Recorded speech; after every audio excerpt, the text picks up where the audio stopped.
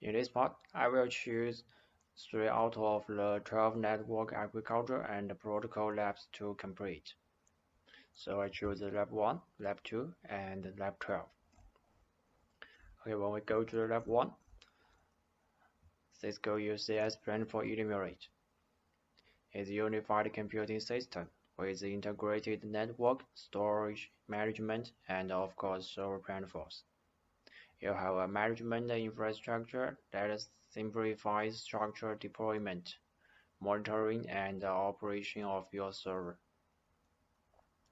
Next, let's see how to use it.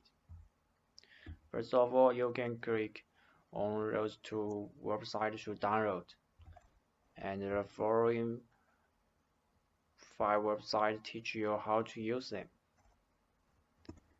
And now we can go to this website.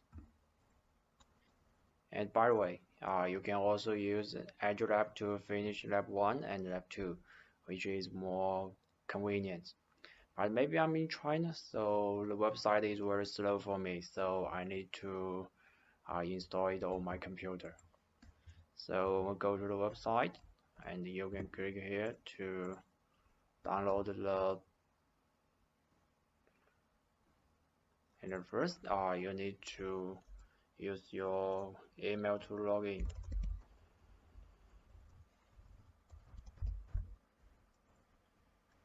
Okay, after login, you can see the package with the IP suffix, and you can just click here to download it. And I have downloaded it, so I just open it with VMware. And click here, power on this virtual machine. And press any key to continue. Okay, but it's take a little time to initialize and start some servers. According to this tip, log in with your account and password. I can use UCSP, and the password is UCSP. Okay, after we log in, we type A to show status, and we can see our IP address is here, and we add it to browser.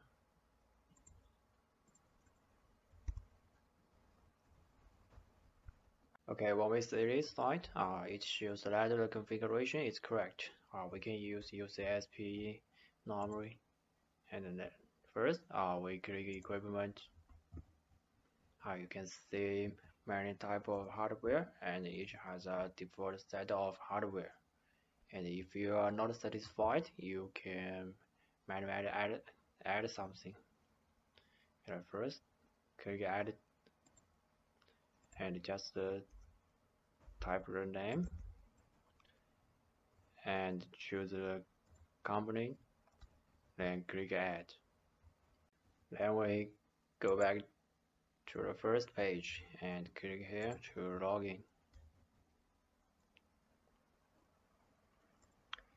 The username is UCSP, and the password is UCSP.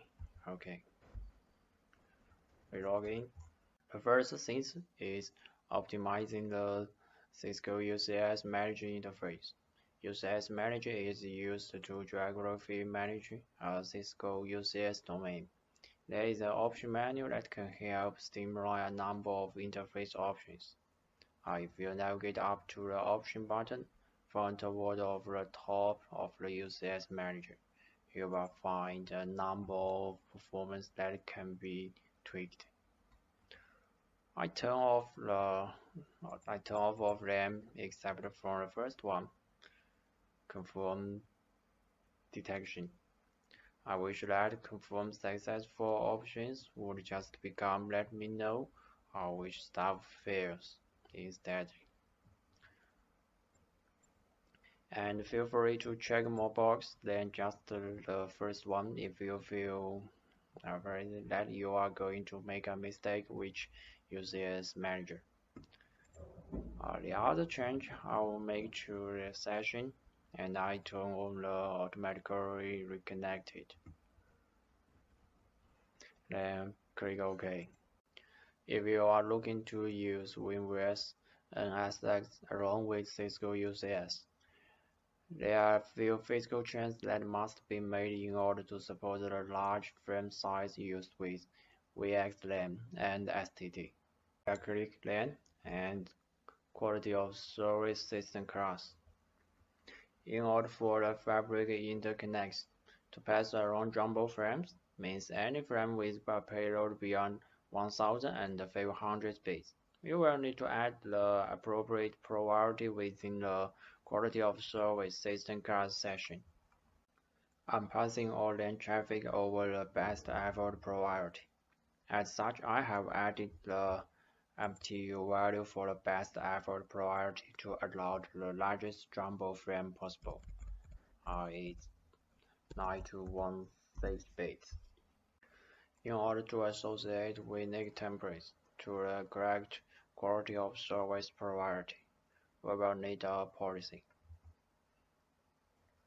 So we go to quality of service policy and create a new one.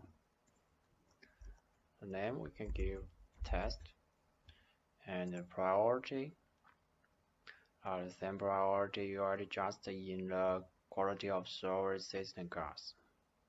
In my example, it's the best effort priority.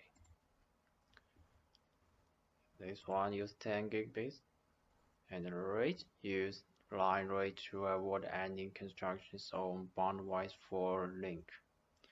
And host control by using full. The user's domain will respect any COS priority marking received for priorities in traffic. And click OK.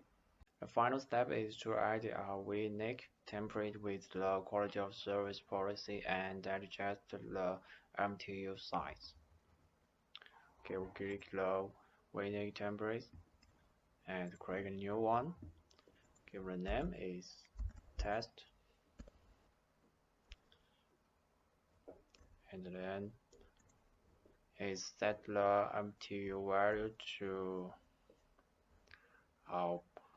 1600 or large, but I have chosen 9000 because I also plan to use this unique for IP storage, and change the quality of service policy to the test. It's the one we created before, and the network control policy we choose default. And once you click OK, the system will analyze the impact and let you know what needs to be rebooted. Okay, now we finish the lab 1 and lab 2. We go back to the lab, and the last lab is lab 12, energy efficiency and data center. First, we need to create an account and complete one energy efficiency course and one data center course. Okay, now we go to this link.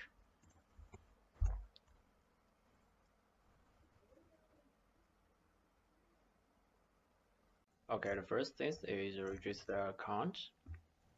You can go here to register account, fill in some personal information like username and the password, your name and email, and the country, what's your job.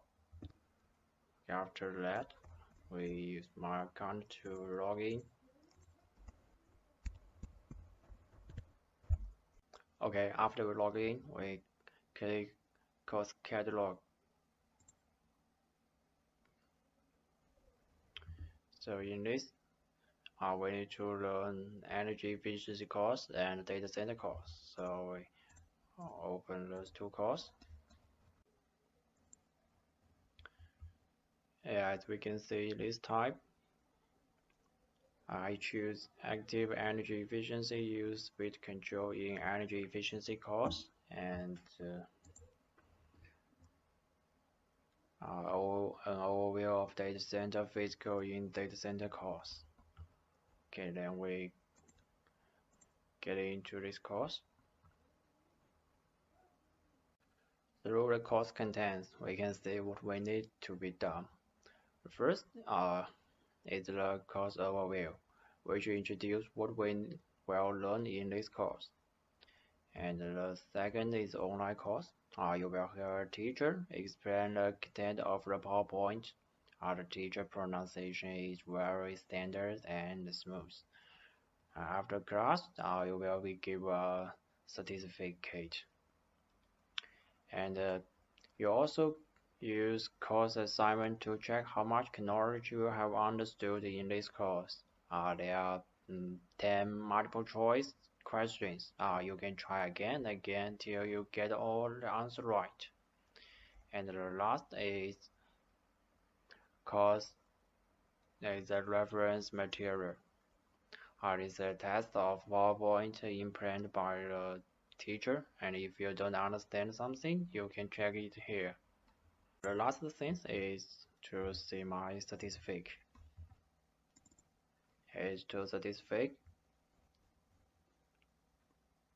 Our first one is activity engine energy efficiency use speed control, and it is my username. Here is the data. And the second one is an overview of data center physical infrastructure, and with the name and the data.